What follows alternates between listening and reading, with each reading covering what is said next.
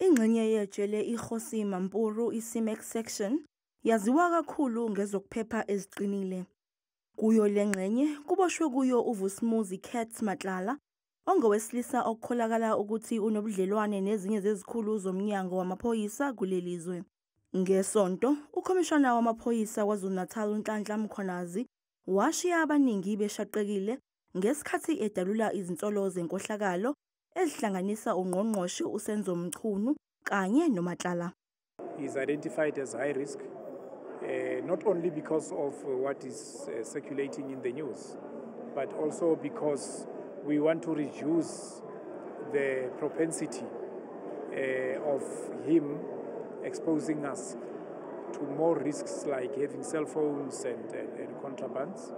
Ingabe ungubani uVusumuzi Kats Matlala? This man, Matlala, appears to have in some way some influence in the office of the current Minister of Police through the minister's so-called associate, Mr. Bagotsi.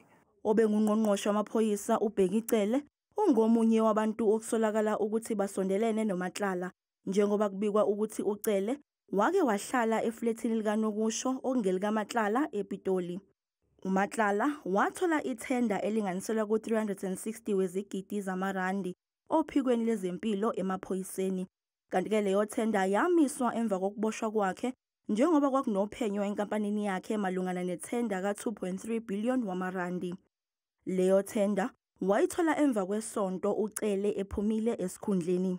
It is worrying. I mean, if he has the kind of influence in the office of the Minister of Police, that would certainly impact on the decisions that the minister takes on behalf or in connection with the South African Police Service and what they do and what they shouldn't do.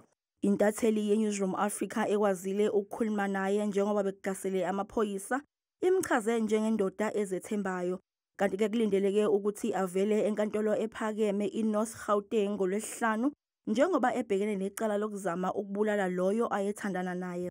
Kusenjalo, iNingizimu Afrika isalinde umengameli ukuthi aphendule ngalezi nsolo ezibeka engcupheni umnyango wamaphoyisa.